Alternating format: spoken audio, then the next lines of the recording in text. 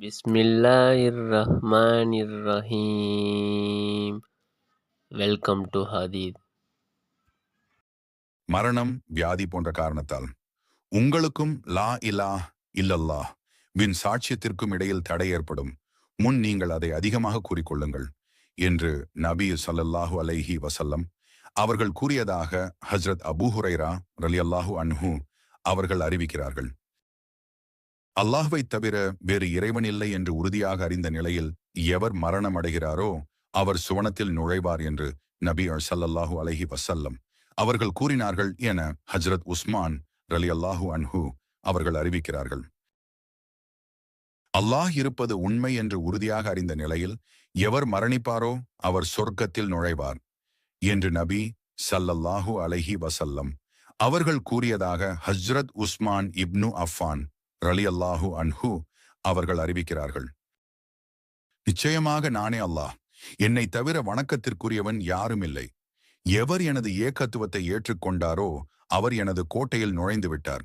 எவர் எனது கோட்டையில் நுழைந்து விட்டாரோ அவர் எனது வேதனையிலிருந்து பாதுகாப்பு பெற்றுவிட்டார் என்று அல்லாஹ் கூறுவதாக நபி ஸல்லல்லாஹு அலைஹி வஸல்லம் அவர்கள் அருளினார்கள் என்று ஹஜ்ரத் அலி ரலியல்லாஹு அன்ஹு அவர்கள் அறிவிக்கிறார்கள். ஹஜ்ரத் மக்ஹூல் ரஹ்மத்துல்லாஹி அலைஹி அவர்கள் கூறுகிறார்கள், மிகவும் வயது முதிர்ந்த ஒருவர் முதுமையால் அவரது விழிகளின் மீது புருவங்கள் தொங்கிக் கொண்டிருக்கும் நிலையில் நபி ஸல்லல்லாஹு அலைஹி வஸல்லம் அவர்களிடம் வந்து, யா ரசூல் அல்லாஹ், ஒரு மனிதர் வாக்கு மீறியவர், தீய காரியம் அதிகம் செய்தவர், அனுமதிக்கப்படாத எந்த மணியா இச்சையையும் விடாமல் பூர்த்தி செய்தவர். அவர் செய்த பாவங்கள் பூமியில் உள்ளோருக்கு பங்கிடப்பட்டால் அனைவரையும் அழித்துவிடும் அளவுக்கு அதிகமானவை. அவர் பாவமீட்சி பெற முடியுமா என்று கேட்டார். நீர் இஸ்லாத்தை தழுவி விட்டீரா என்று நபி ஸல்லல்லாஹு அலைஹி வஸல்லம் அவர்கள் கேட்டார்கள். ஆம், வணக்கத்திற்குரியவன் அல்லாஹ்வை தவிர வேறு யாரும் இல்லை. அவன் தனித்தவன், அவனுக்கு யாதொரு இணையும் இல்லை. முஹம்மது ஸல்லல்லாஹு அலைஹி வஸல்லம் அவர்கள் அல்லாஹ்வின் அடியாரும் திருத்தூதரும் ஆவார்கள் என சாட்சி கூறுகிறேன் என்று கூறினார். இவ்வாறே நீர் இக்கலிமாவின் மீது உறுதியாக இருந்தால் அல்லாஹ் உமது பாவங்கள் அனைத்தையும் மன்னிக்கக்கூடியவன், மேலும் உமது தீமைகளை நன்மைகளாக மாற்றக்கூடியவன் என்று கூறினார்கள். யா ரசூலல்லாஹ், நான் முன் செய்த எனது வாக்கு மீறல்களையும் பாவங்களையும் கூட அல்லாஹ் மன்னித்து விடுவானா என்று கேட்டார். ஆம், உமது வாக்கு மீறல்களையும் பாவங்களையும் மன்னித்து விடுவான் என பதிலளித்தார்கள். இதை கேட்ட முதியவர் மிக்க மகிழ்ச்சி கொண்டவராகும். அல்லாஹு அக்பர், லா இலாஹ் இல்லல்லாஹ் என கூறியவராக திரும்பிச் சென்றார். கியாமத் நாளில் அல்லாஹ் எனது உம்மத்திலிருந்து ஒரு மனிதனை தேர்ந்தெடுத்து மக்கள் அனைவருக்கும் முன்னால் நிறுத்துவான். அம்மனிதனுக்கு முன்னால் அவனது செயல்கள் பதிவு செய்யப்பட்ட 99 ஏடுகளை அல்லாஹ் பரப்புவான். ஒவ்வொன்றும் கண்ணு கெட்டும் தூரம் வரை இருக்கும். இந்த ஏடுகளில் எதையாவது மறுக்கிறாயா? அமல்களை எழுத நியமிக்கப்பட்ட எனது வானவர்கள் உனக்கு ஏதேனும் அநீதம் இழைத்தார்களா? செய்யாத பாவத்தை எழுதிவிட்டனரா அல்லது செய்த பாவத்தை விட அதிகமாக எழுதிவிட்டனரா என்று அவனிடம் அல்லாஹ் கேட்பான். அதற்கு அவன், இல்லை என் இரட்சகனே, நான் மறுப்பதற்கும் இடமில்லை, வானவர்களும் அநீதம் இழைக்கவில்லை என்பான்.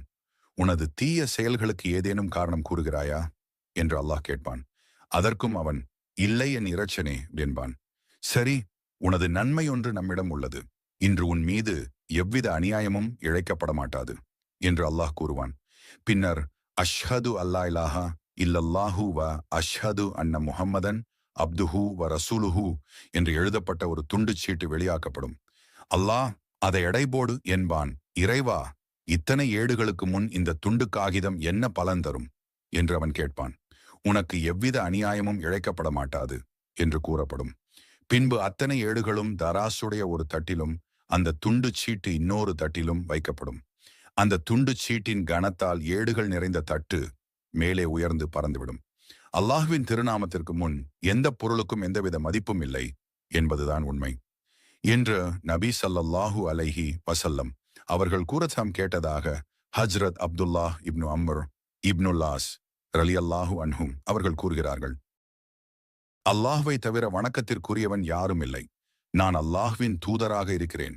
என் சாட்சியத்துடன் அதன் மீது முழு நம்பிக்கை கொண்டவராக எந்த அடியார் கியாமத் நாளில் அல்லாஹ்வை சந்திக்கிறாரோ அவரை இக்கலிமா நிச்சயம் நரகத்தை விட்டும் தடுக்கும் என்று நபி ஸல்லல்லாஹு அலைஹி வஸல்லம் அவர்கள் கூறினார்கள் என ஹஜ்ரத் அபு அம்ரா அன்சாரி ரலியல்லாஹு அன்ஹு அவர்கள் அறிவிக்கிறார்கள். அல்லாஹுவின் ஏகத்துவம், நபி ஸல்லல்லாஹு அலைஹி வஸல்லம் அவர்களின் நபித்துவமாகிய இவ்விரு சாட்சியங்களின் மீது உறுதி கொண்டவராக எந்த அடியார் கியாமத் நாளில் அல்லாஹ்வை சந்திக்கிறாரோ அவர் சுவனத்தில் நுழைவிக்கப்படுவார். அவரது அமல்களின் ஏட்டில் பாவங்கள் எவ்வளவு இருந்தாலும் சரியே என்று மற்ற அறிவிப்பில் வந்துள்ளது. தெளிவுரை: எவர் கலிமா ஷஹாதத்தை, அதாவது அல்லாஹ்வின் ஏகத்துவம் மற்றும் ரசூலுல்லாஹி ஸல்லல்லாஹு அலைஹி வஸல்லம் அவர்களின் நபித்துவத்தை ஏற்றுக்கொண்ட நிலையில் அல்லாஹ்வை சந்திப்பாரோ அவரது பட்டோலையில் பாவங்கள் இருந்தாலும் அல்லாஹ் தனது பேரருளால் அவற்றை மன்னித்து உடனடியாகவோ அல்லது பாவங்களுக்கு தக்க தண்டனை கொடுத்து அதன் பின்னரோ நிச்சயம் அவரை சுவனத்தில் நுழைய வைப்பான் என்று இந்த ஹதீஸ் மற்றும் இதுபோன் ஹதீஸ்களுக்கு மற்ற ஹதீஸ்களின் ஒளியில் விரிவுரையாளர்கள் விளக்கம் கூறுகிறார்கள். மாரிஃபுல் ஹதீஸ்: வணக்கத்திற்குரியவன் அல்லாஹ்வை தவிர வேறு யாருமில்லை என்றும் நான் முஹம்மது ஸல்லல்லாஹு அலைஹி வஸல்லம் அவர்கள் அல்லாஹ்வின் தூதர் என்றும் சாட்சி சொன்ன ஒருவர் நரகில் நுழையவும் மாட்டார், நரக நெருப்பு அவரை புசிக்கவும் செய்யாது என்று நபி ஸல்லல்லாஹு அலைஹி வஸல்லம் அவர்கள் கூறியதாக ஹஜ்ரத் இத்பான் இப்னு மாலிக் ரலியல்லாஹு அன்ஹு அவர்கள் அறிவிக்கிறார்கள்.